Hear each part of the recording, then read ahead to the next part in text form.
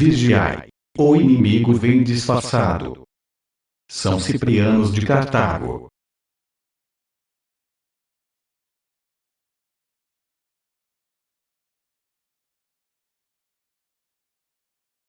O vídeo a seguir não tem a pretensão de passar-se por voz oficial da Santa Igreja Católica. Caso haja alguma falha ou incoerência aos ensinamentos da Santa Igreja, a exemplo de São Tomás de Aquino, digo: se, por ignorância, fiz o contrário, revogo tudo e submeto todos meus escritos ao julgamento da Santa Igreja Romana.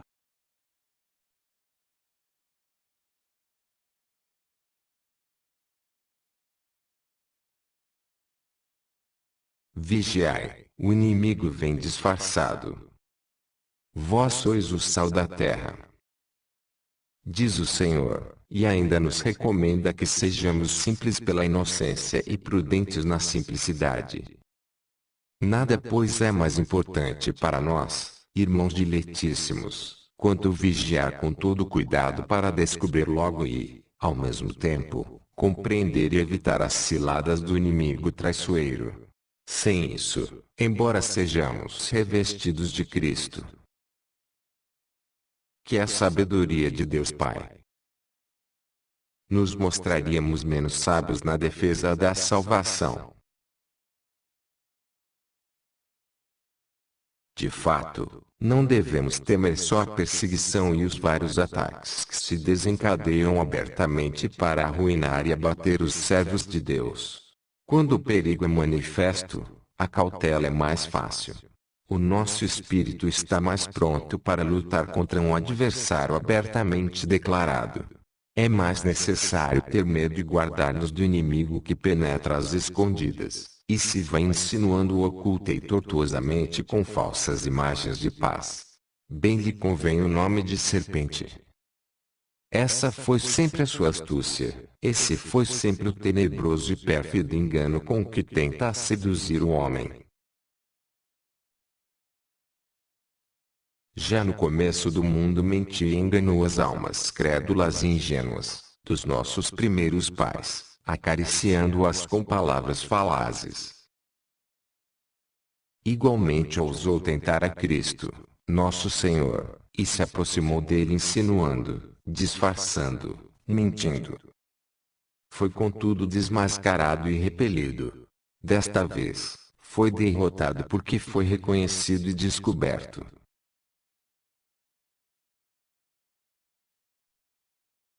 Acima de tudo, cumprir os mandamentos de Cristo. Sirvam-nos estes exemplos. Evitemos o caminho do homem velho, para não cair no laço da morte. Sigamos as pisadas de Cristo vencedor, para que, usando cautela diante do perigo, alcancemos a verdadeira imortalidade. Mas, como poderíamos chegar à imortalidade, sem observar os mandamentos de Cristo? São eles os únicos meios para combater e vencer a morte.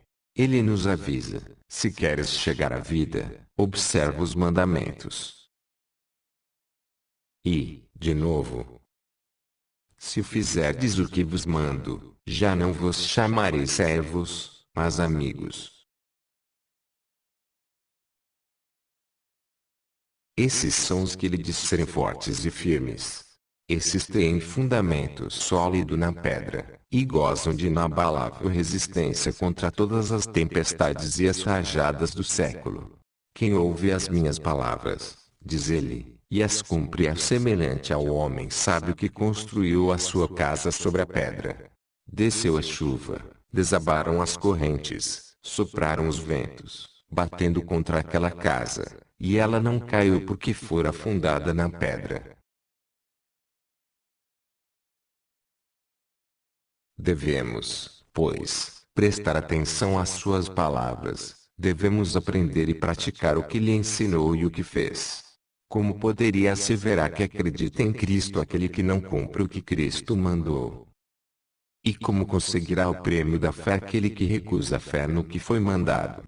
Fatalmente ele irá vacilando, aventura, e, arrastado pelo espírito do erro, será varrido como pó agitado pelo vento.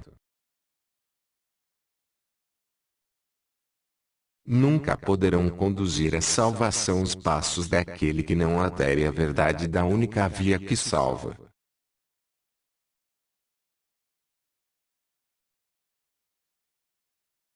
O demônio é o autor dos cismas. Devemos, pois, guardar-nos, irmãos caríssimos, não só dos males que aparecem claramente como tais, mas também, como já disse, daqueles que nos enganam pela sutileza da astúcia e da fraude. Pois bem, vede agora a que ponto chega a astúcia e a sutileza do inimigo. Veio Cristo ao mundo. Veio a luz para os povos e resplandeceu para a salvação dos homens.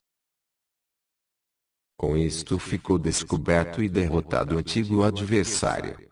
Os surdos abrem os ouvidos às graças espirituais, os cegos abrem os olhos a Deus, os enfermos ficam são ao ganhar a saúde eterna, os coxos correm à igreja, os mudos soltam as suas línguas na oração.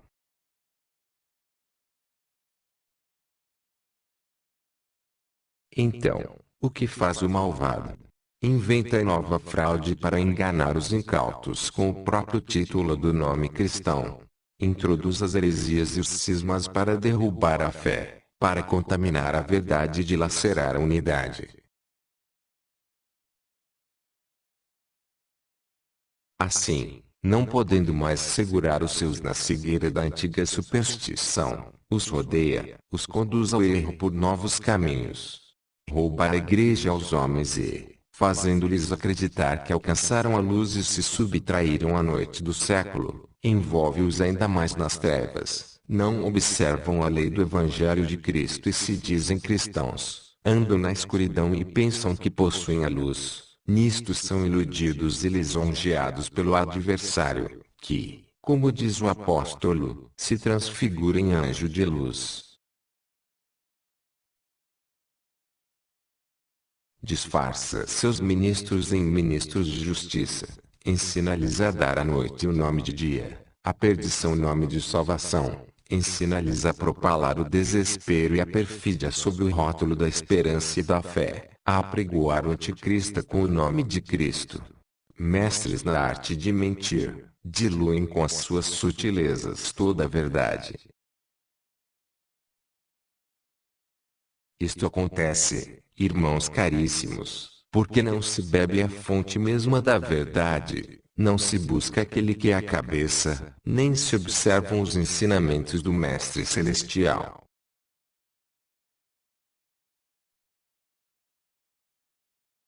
Tu és Pedro, e sobre esta pedra.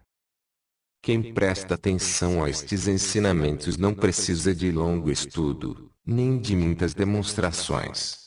A prova da nossa fé é fácil e compendiosa. Assim fala o Senhor a Pedro, eu te digo que tu és Pedro, e sobre esta pedra edificarei a minha igreja e as portas dos infernos não a vencerão. Dar-te-ei as chaves do reino dos céus e tudo o que ligares na terra será ligado também nos céus, e tudo o que desligares na terra será desligado também nos céus. Sobre um só edificou a sua igreja. Embora, depois da sua ressurreição, tenha comunicado igual poder a todos os apóstolos, dizendo, como o Pai me enviou, eu vos envio a vós. Recebei o Espírito Santo, a quem perdoardes os pecados ser-lhe-ão perdoados, a quem os retiverdes ser-lhe-ão retidos. Todavia, para tornar manifesta a unidade, dispôs com a sua autoridade que a origem da unidade procedesse de um só. É verdade que os demais apóstolos eram o mesmo que Pedro, tendo recebido igual parte de honra e de poder, mas a primeira urdidura começa pela unidade a fim de que a igreja de Cristo aparecesse uma só.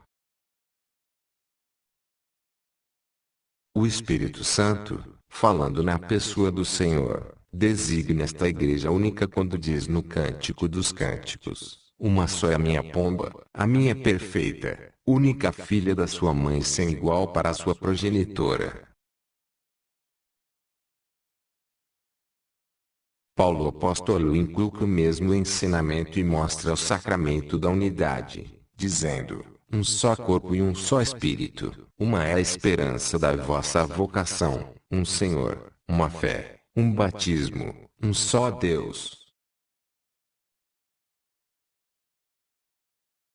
E, depois da ressurreição, diz ao mesmo: apacenta as minhas ovelhas. Sobre ele só constrói a igreja e lhe manda que apacente as suas ovelhas. Embora comunique a todos os apóstolos igual poder, todavia institui uma só cátedra, determinando assim a origem da unidade. É verdade que os demais apóstolos eram o mesmo que Pedro, mas o primado é conferido a Pedro para que fosse evidente que há uma só igreja e uma só cátedra. Todos são pastores, mas é anunciado um só rebanho, que deve ser apacentado por todos os apóstolos em unânime harmonia. Aquele que não guarda esta unidade, proclamada também por Paulo, poderá pensar que ainda guarda a fé. Aquele que abandona a cátedra de Pedro, sobre o qual foi fundada a igreja, poderá confiar que ainda está na igreja.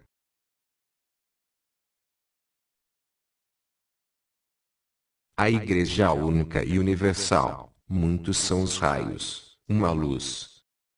Esta unidade devemos guardar e exigir com firmeza, especialmente nós, bispos, que na igreja presidimos, para dar prova de que o episcopado também é um indivíduo.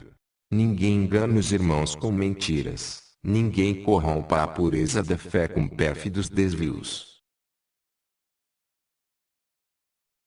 Uma só é a ordem episcopal e cada um de nós participa dela completamente. Mas a igreja também é uma, embora, em seu fecundo crescimento, se vá dilatando numa multidão sempre maior. Assim muitos são os raios do sol, mas uma só é a luz. Muitos são os ramos de uma árvore, mas um só é o tronco preso à firme raiz. E quando de uma única nascente emanam diversos riachos, embora corram separados e sejam muitos, graças ao copioso caudal que recebem, todavia permanecem unidos na fonte comum. Se pudéssemos separar o raio do corpo do sol, na luz assim dividida já não haveria unidade. Quando se quebra um ramo da árvore, o ramo quebrado já não pode vicejar. Se separamos um regato da fonte, ele secará.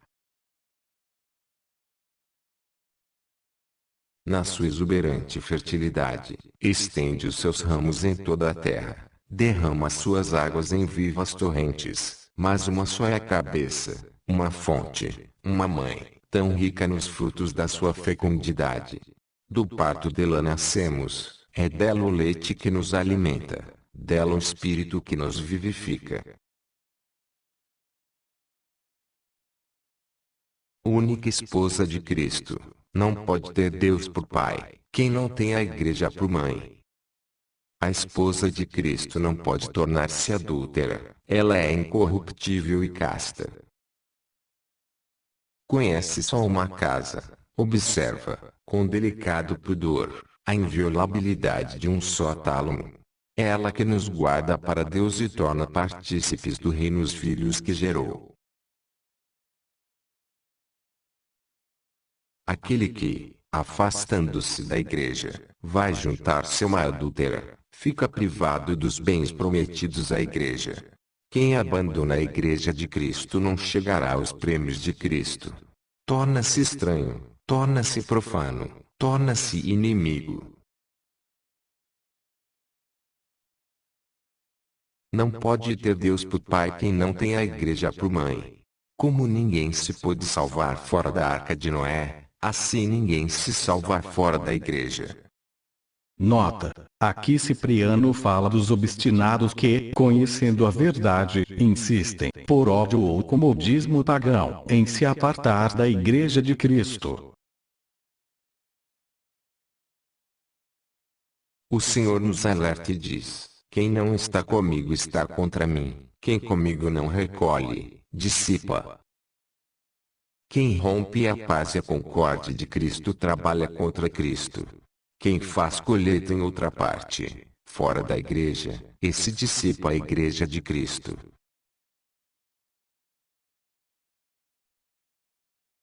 Diz ainda o Senhor: eu e o Pai somos um. E do Pai, do Filho e do Espírito Santo está escrito: estes três são um. Como poderá alguém pensar que esta unidade da igreja, decorrente da própria firmeza da unidade divina, e tão conforme com este celeste mistério, pode ser rompida e sacrificada ao arbítrio de vontades opostas? Quem não observa esta unidade não observa a lei de Deus, não observa a fé do Pai e do Filho, não possui nem a vida, nem a salvação.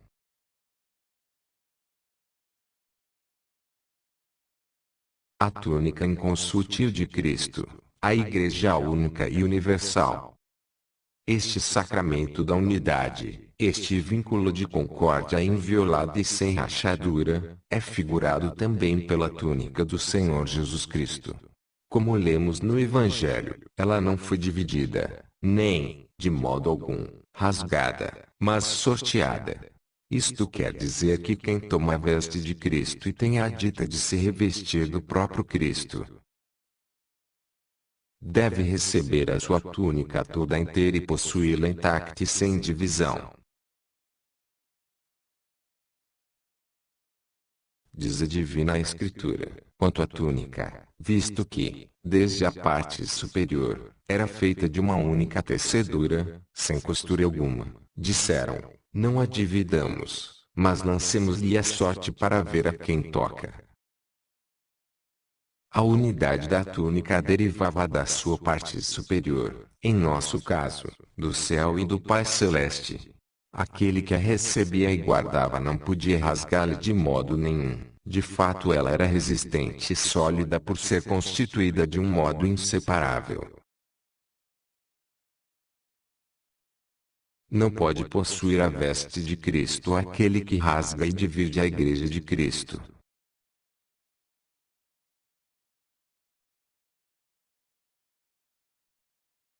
O contrário aconteceu à morte de Salomão, quando o seu reino e o povo deviam ser divididos.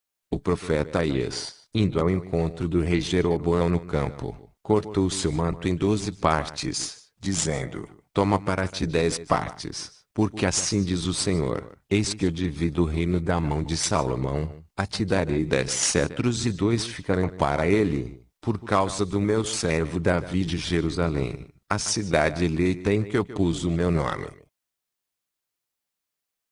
Para separar as 12 tribos de Israel, o profeta dividiu o seu manto. Mas o povo de Cristo não pode ser dividido, e por isso a sua túnica, que era um todo feito de uma só tecedura, não foi dividida por aqueles que a deviam possuir. Ficando uma só, bem firme na sua contextura, ela mostra a união e a concórdia do nosso povo, isto é, daqueles que são revestidos de Cristo. Por este sinal sagrado da sua veste, proclamou ele a unidade da Igreja.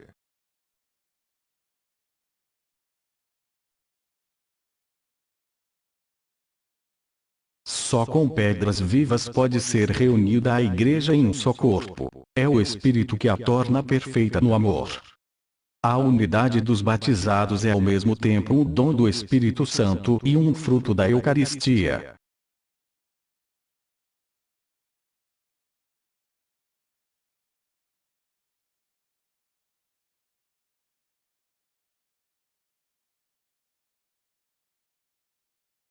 Figuras do Antigo Testamento. Rab, o Cordeiro Pascal. Portanto, quem será tão acelerado e pérfido, tão louco pelo furor da discórdia, para pensar como possível ou até para ousar romper a unidade de Deus, a veste do Senhor, a Igreja de Cristo. Ainda uma vez nos avisa ele no Evangelho dizendo: e haverá um só rebanho e um só pastor. E como se pode pensar que, no mesmo lugar, existam muitos pastores e muitos rebanhos? O apóstolo Paulo, por sua vez, inculcando esta mesma unidade, suplica e exorta: rogo-vos, irmãos, pelo nome de nosso Senhor Jesus Cristo, que todos digais as mesmas coisas e não se deem cismas entre vós. Sede unidos no mesmo sentimento e no mesmo pensamento. E de novo, sustentando-vos mutuamente no amor, esforçando-vos por conservar a unidade do Espírito na união da paz. Achas tu que alguém pode afastar-se da igreja, fundar, a seu arbítrio, outras sedes e moradias diversas e ainda perseverar na vida? Ouve o que foi dito a Rabi, na qual era prefigurada a igreja. Recolhe teu pai, tua mãe, teus irmãos e toda a tua família junto de ti, na tua casa, e qualquer um que ouse sair fora da porta da tua casa, será ele próprio culpado da sua perda.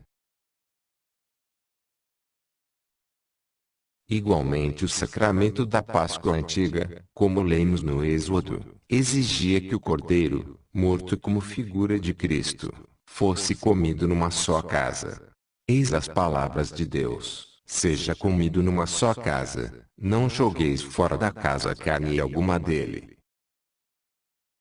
A carne de Cristo, o Santo do Senhor. Nota: o Santo do Senhor era como os primeiros cristãos chamavam a Eucaristia. O corpo e sangue de Cristo Jesus não pode ser jogado fora. Para os que nele creem, não há outra casa a não ser a única igreja. O Espírito Santo anuncia e significa esta casa, esta morada da união dos corações, dizendo nos Salmos: Deus faz habitar na casa aqueles que são unânimes. Na casa de Deus, na Igreja de Cristo, os moradores são unidos e perseveram na concórdia e na simplicidade. A pomba, exemplo de sociabilidade e concórdia. Por isso também o Espírito Santo desceu em forma de pomba.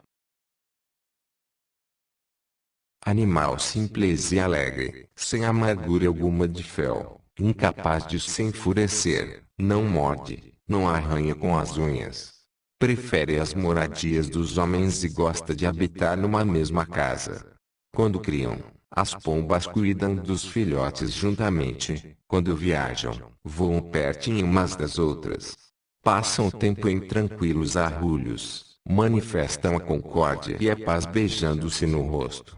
Enfim, em todas as coisas seguem a lei da boa harmonia. Esta é a simplicidade que deve reinar na igreja, essa caridade que devemos realizar, que o amor fraternal imite as pombas, a mansidão e a brandura sejam iguais às dos cordeiros e das ovelhas.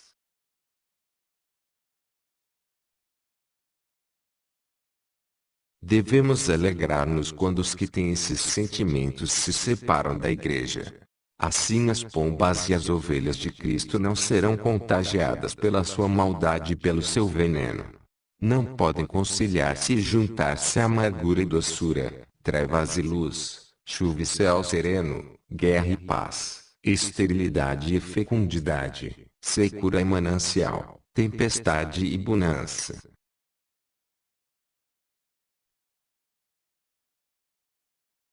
Origem e maldade das heresias.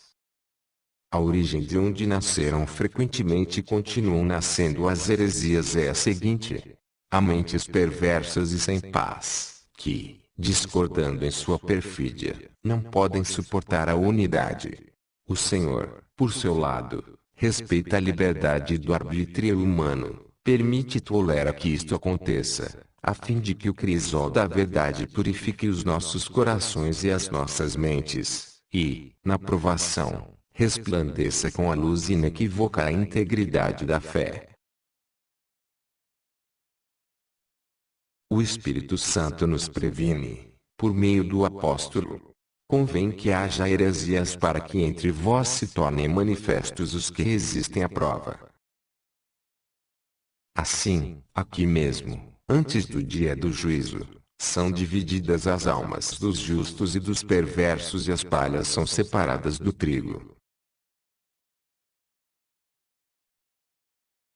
Esses são os que, por própria iniciativa e sem chamamento divino, se põem a encabeçar temerários grupinhos. Contra toda a lei da ordenação, se constituem superiores e, sem que ninguém lhes dê o episcopado, se atribuem a si mesmos o nome de bispos.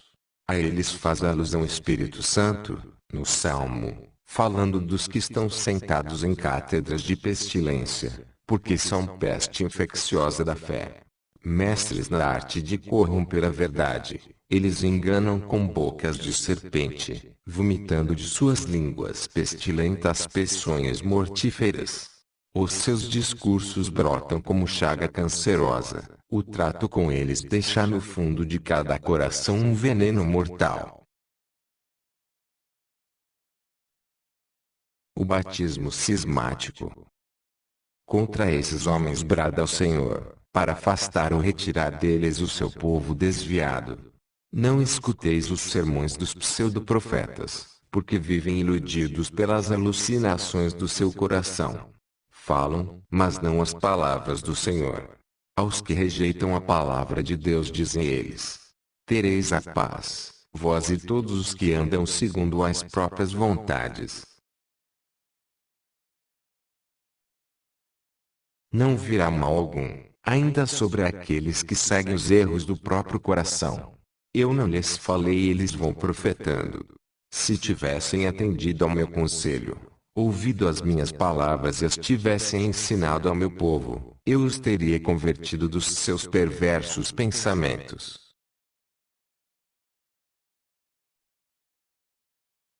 E de novo fala deles o Senhor: abandonaram a mim, que sou a fonte da água viva, e escavaram para si covas escuras, que nem podem dar água.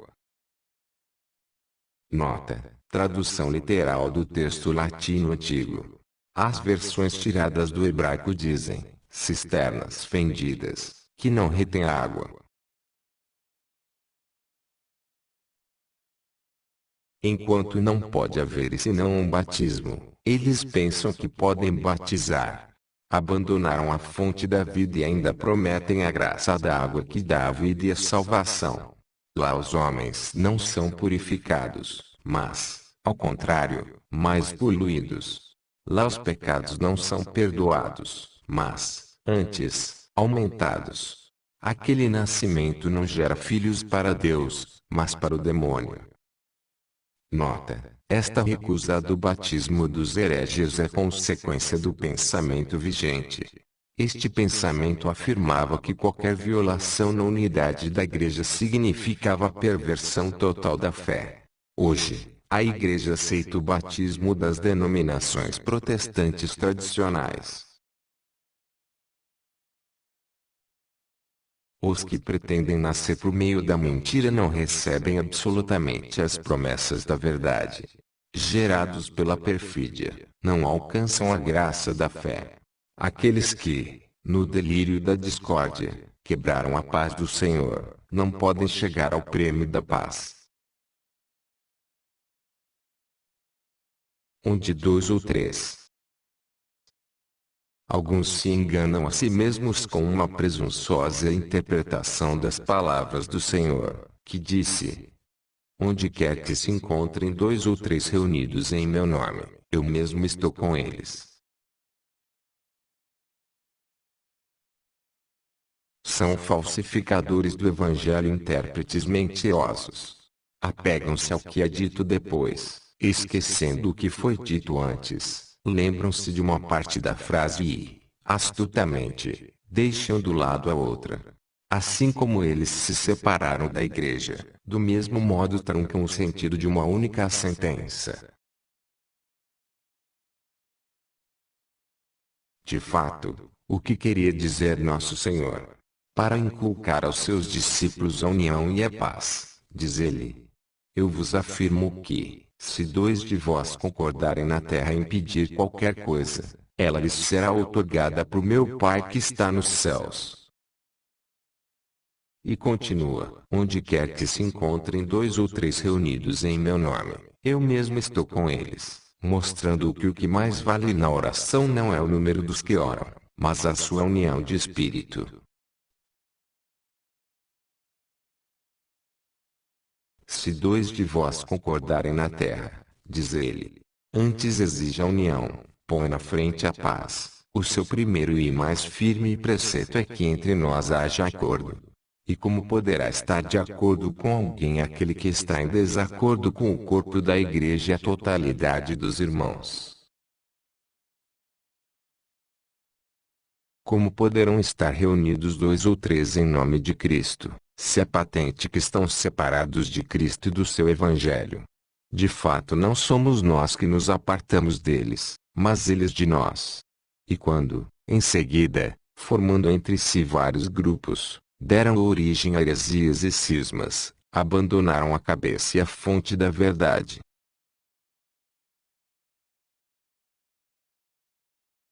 O Senhor quer falar da sua igreja e dirige aquelas palavras àqueles que estão na igreja, dizendo que, se dois ou três deles estiverem concordes, como ele ensinou e mandou, e se reunirem em um só espírito para rezar, embora sejam só dois ou três, impetrarão da majestade de Deus o que pedem.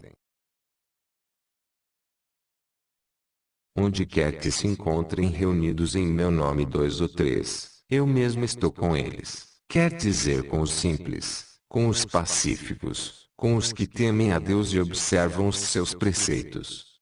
Com esses, ainda que não fossem mais do que dois ou três, prometeu que estaria, assim como esteve com os três jovens na fornalha ardente, e, porque permaneciam simples com Deus e unidos entre si, até no meio das chamas, os animou com uma brisa de orvalho. Do mesmo modo esteve presente aos dois apóstolos encerrados na cadeia, porque eram simples e unânimes.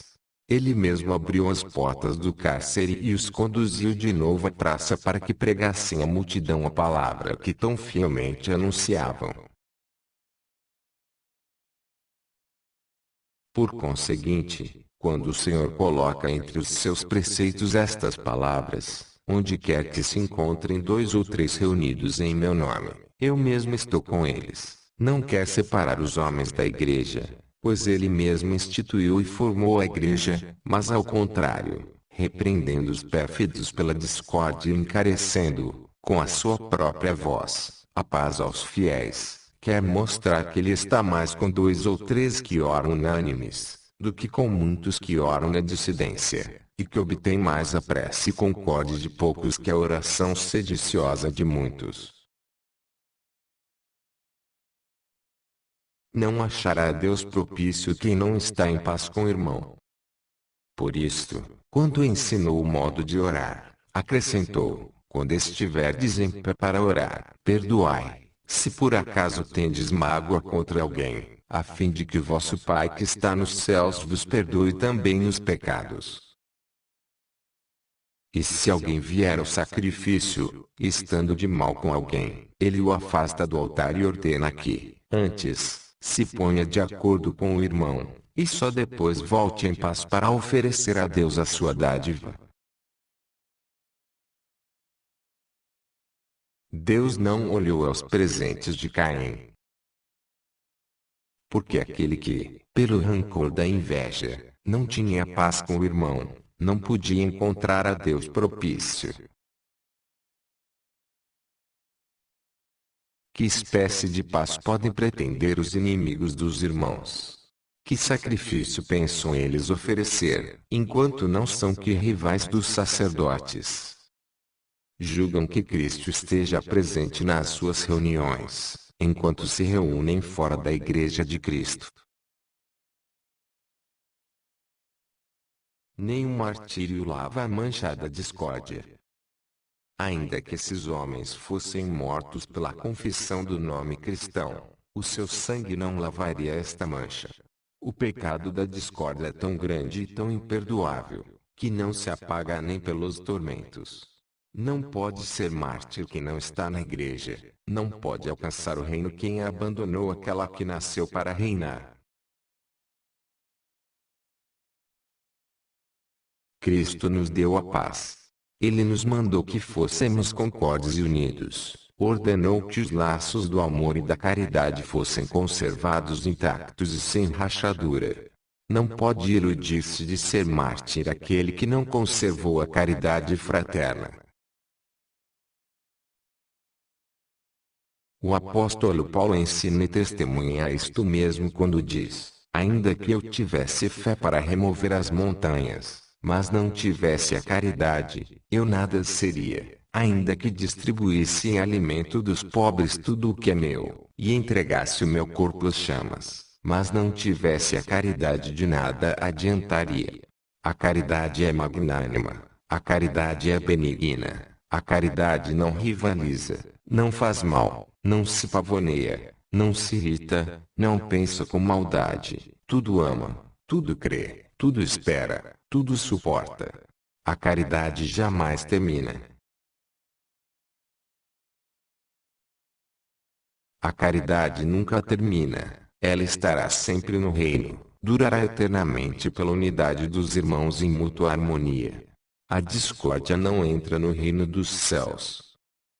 Quem, com pérfida divisão, violou a caridade de Cristo, não poderá chegar aos prêmios do mesmo Cristo, que disse: este é o meu mandamento, que vos ameis mutuamente como eu vos amei.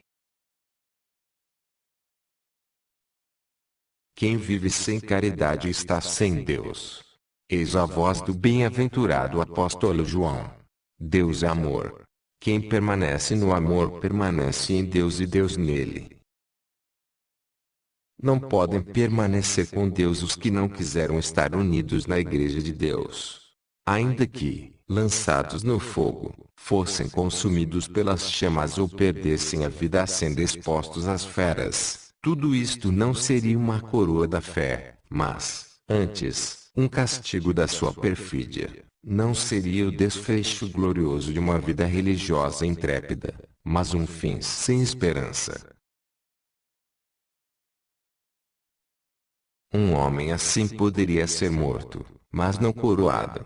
Ele confessa que é cristão do mesmo modo que o diabo, muitas vezes, engana dizendo ser ele o Cristo. Escutemos o aviso do Senhor: muitos virão com o meu nome, dizendo: sou eu o Cristo, e enganarão a muitos. Como o diabo não é Cristo, embora tome este nome, assim não pode passar por cristão aquele que não permanece na verdade do Evangelho e na fé de Cristo. A lei do amor e unidade. É certamente coisa incomum e admirável profetizar, expulsar demônios e fazer obras portentosas aqui na terra, mas quem faz todas essas coisas não conseguirá o reino celeste se não anda no caminho reto e certo.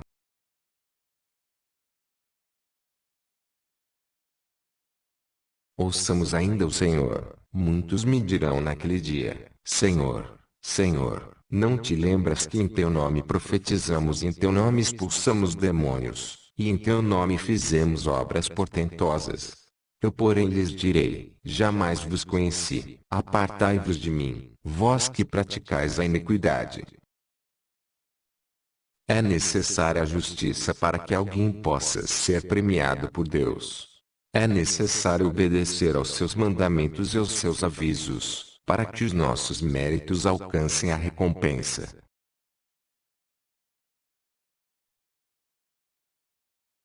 O Senhor, no Evangelho, querendo mostrar-nos em breve resumo a senda da nossa fé e da nossa esperança, disse: o Senhor, teu Deus, é um só, e continua: amarás ao Senhor, teu Deus, de todo o teu coração, de toda a tua alma, de todas as tuas forças. Eis o primeiro mandamento. O segundo é semelhante a ele: amarás ao teu próximo como a ti mesmo. Nesses dois preceitos funda-se toda a lei e também os profetas.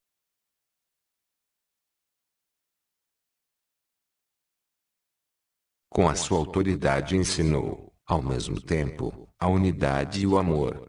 Em dois preceitos compendiou a lei e todos os profetas.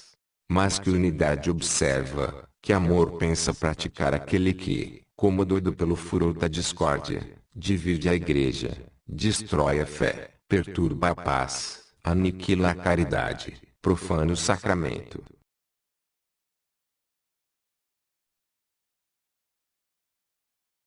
Essas aberrações foram preditas. Este mal, ó irmãos fidelíssimos, já tinha começado algum tempo atrás, mas agora, como triste calamidade, foi crescendo dia a dia e a venenosa praga da heresia e dos cismas aparece e pulula sempre mais. Assim deve acontecer no fim do mundo, como nos vaticina e nos avisa o Espírito Santo por meio do apóstolo. Nos últimos dias, diz ele, chegarão tempos difíceis e haverá homens que só buscam os próprios gostos, soberbos, arrogantes, avarentos, blasfemos, desobedientes aos pais, ingratos, desamados, sem afeição e sem respeito de compromisso, caluniadores, incontinentes, violentos, sem nenhum amor ao bem, traidores, atrevidos, estupidamente altivos, amando mais os prazeres que Deus, ostentando um verniz de religiosidade, mas espeziando todo o valor religioso.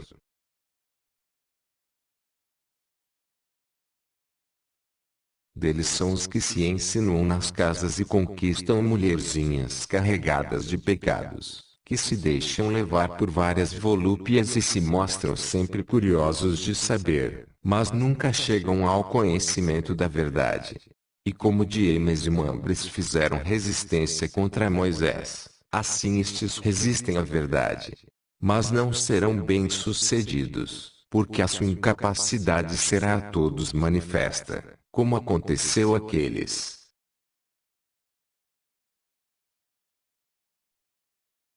Tudo o que tinha sido pré-anunciado se está cumprindo e, enquanto se aproxima o fim do mundo, tudo se realiza nas pessoas e nos acontecimentos.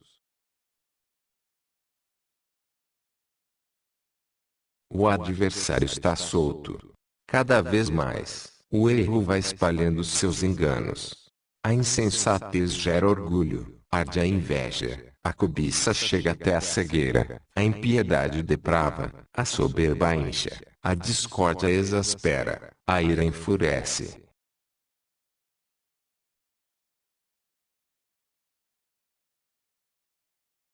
Não ceder ao escândalo. Evitar os hereges. Porém não nos impressione nem perturbe essa desmedida e temerária perfídia de muitos. Ao contrário, torne-se mais forte a nossa fé ao constatarmos a verdade do que foi profetizado. Alguns fizeram-se traidores, porque assim fora predito. Os demais irmãos, em virtude da mesma profecia, acautelem-se contra essas coisas, escutando a voz do Senhor, que diz: Vós, porém, acautelai-vos, porque eis que eu vos predisse tudo.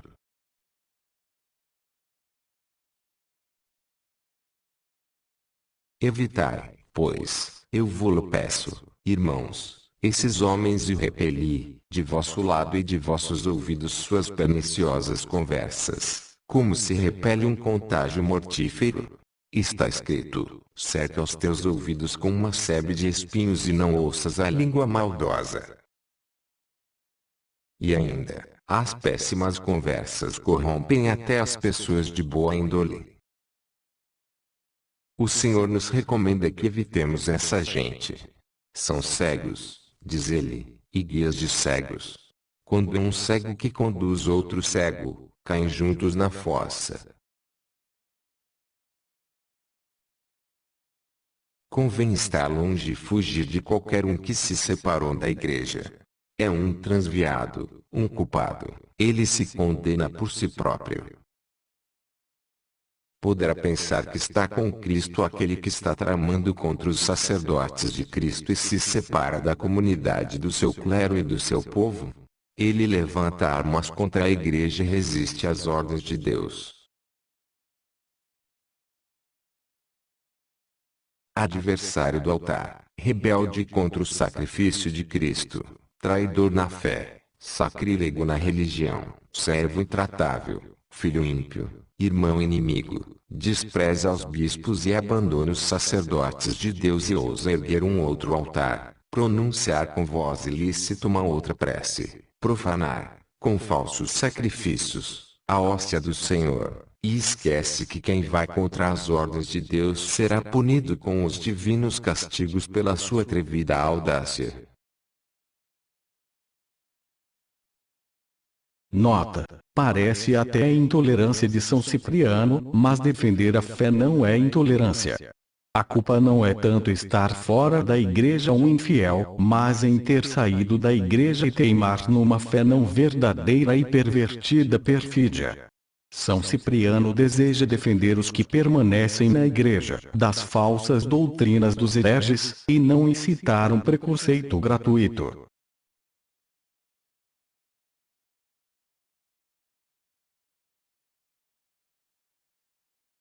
Menos grave é o pecado dos lapsos. São esses os exemplos que seguem e imitam os que buscam doutrinas estranhas, introduzem ensinamentos de invenção humana e desprezam a divina tradição. A eles aplicam-se as repreensões e as censuras do Evangelho. Rejeitais o mandamento de Deus para apegar-vos à vossa própria tradição pagã. Nota: lapsus era o nome dado aos cristãos que durante a perseguição tinham sacrificado incenso aos ídolos, o que significava renunciar à fé.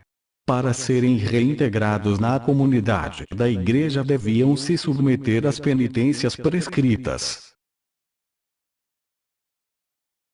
Este crime é pior do que aquele que se pensa terem cometido os lapsos, ao menos se falarmos dos que estão arrependidos e rogam a Deus perdão do seu pecado, dispostos a dar completa satisfação. Os lapsos, com súplicas, procuram a igreja, os cismáticos combatem-na. Os primeiros podem ter sido vítimas de alguma pressão, os segundos erram no pleno uso da sua liberdade.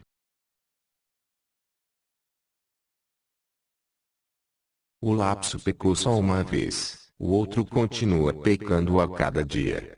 Por fim, o lapso, mais tarde, poderá enfrentar o martírio e conseguir as promessas do reino. O cismático, ao contrário, se for morto enquanto está fora da igreja, não alcançará os prêmios da igreja.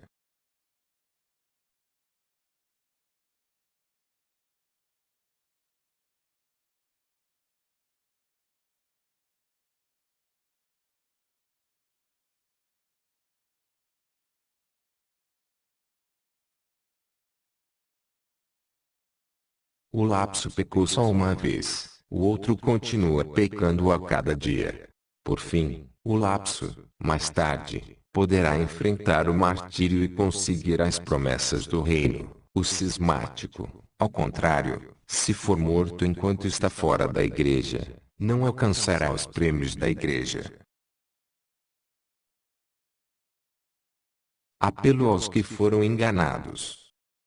Quanto a mim, irmãos diletíssimos, não deixo de exortar e insistir, porque desejo que, se for possível, nenhum dentre os irmãos pereça, e a Mãe feliz a Igreja abranja no seu regaço o seu povo, unido na concórdia como um só corpo. Se, todavia, este salutar conselho não consegue reconduzir ao caminho da salvação certos chefes de cismas e certos autores de dissensão, preferindo eles obstinar-se em sua cega demência, ao menos os demais, os que foram surpreendidos na sua simplicidade, ou se deixaram desviar por algum equívoco, ou foram enganados pelo ardil de uma astúcia dissimulada, ao menos vós sacudi os laços falaciosos, livrai dos erros os vossos passos extraviados, saber reconhecer o caminho reto que conduz ao céu. Ouvi a voz do apóstolo, que clama: em nome de nosso Senhor Jesus Cristo, nós vos mandamos, diz ele, que vos afasteis de todos os irmãos que andam desordenadamente não segundo a tradição que receberam de nós. E de novo, e ninguém vos seduza com vãos discursos. Estes são os pecados que atraem a ira de Deus sobre os rebeldes. Não vos comprometais com eles. Deveis evitar os delinquentes e até fugir deles, para que não aconteça que, juntando-se aos que trilham os caminhos do erro e do crime, alguém se desvie também da verdade e se torne culpado de igual delito. Deus é um, Cristo é um, uma é a sua igreja, uma fé e o povo cristão é também um, aglutinado pela concórdia como na compacta unidade de um corpo. Esta unidade não pode ser quebrada. Um corpo não pode ser dividido, desarticulando as suas junturas. Não pode ser reduzido a pedaços, dilacerando e arranhando as suas vísceras. Tudo que se separa do centro vital não pode continuar a viver ou a respirar porque fica privado do alimento indispensável à vida.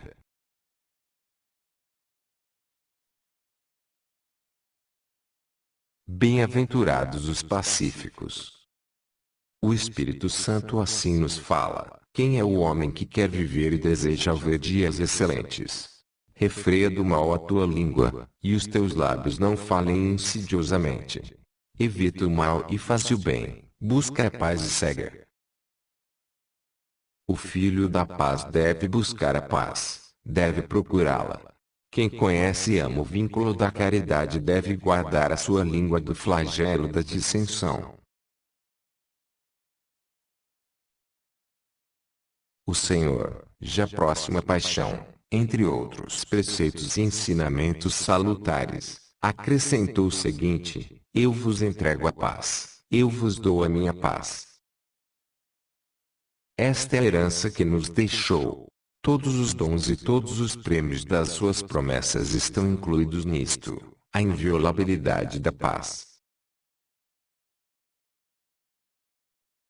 Se somos co-herdeiros de Cristo, permaneçamos na paz de Cristo. Se somos filhos de Deus, sejamos pacíficos. Bem-aventurados os pacíficos, diz, porque serão chamados filhos de Deus. Convém, pois, que os filhos de Deus sejam pacíficos, mansos de coração, simples quando falam, unidos nos afetos, sempre ligados uns aos outros pelos laços da unidade de espírito.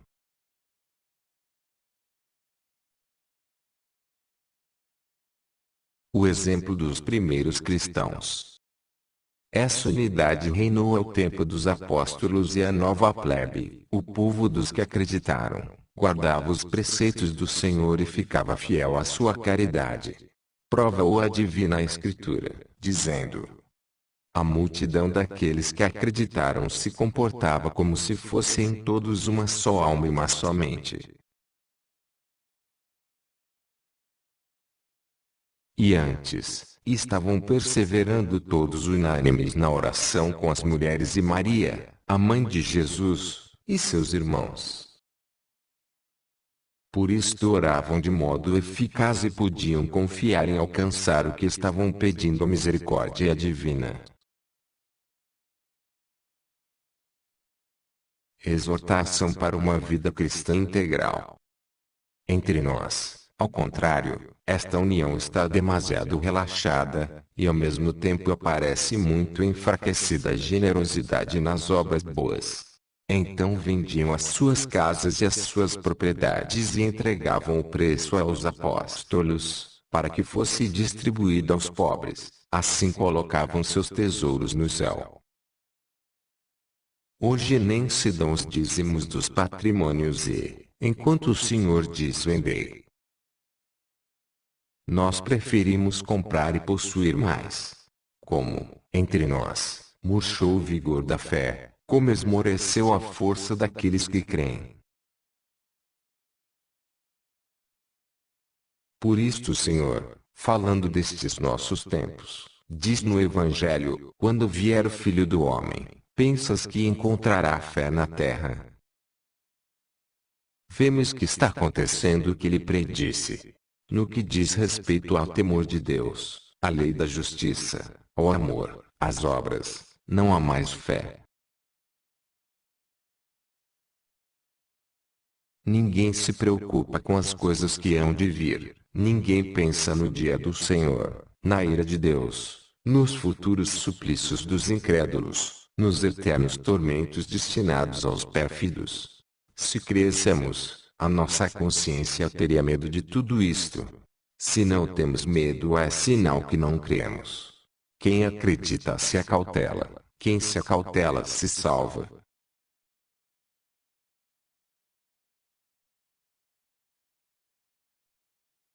Despertemos, irmãos diletíssimos, quebremos o sono da inércia rotineira e, por quanto for possível, sejamos vigilantes em guardar e cumprir os preceitos do Senhor.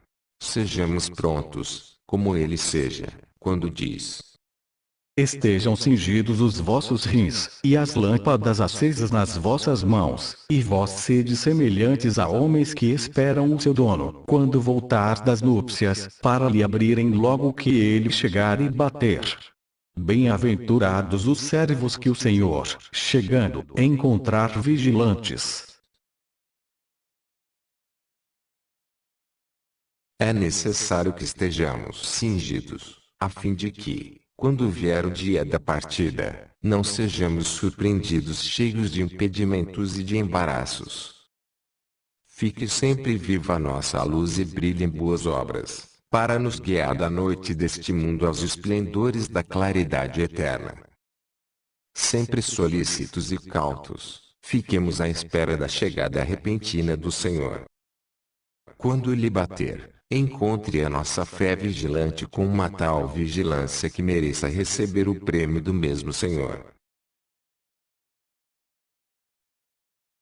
Se forem observados esses mandamentos, se forem postas em prática essas exortações, não acontecerá que sejamos vencidos, no sono, pela falácia do demônio, mas, como servos bons e vigilantes, reinaremos com Cristo glorioso.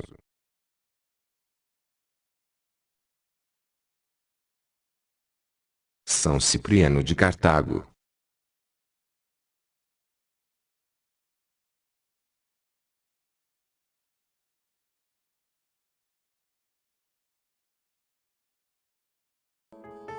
Se Jesus falou ao seu coração enquanto você via este trabalho, por favor, compartilhe estas palavras, tirando cópias deste documento para divulgá-lo para pessoas que você julgue que serão abençoadas por esta leitura.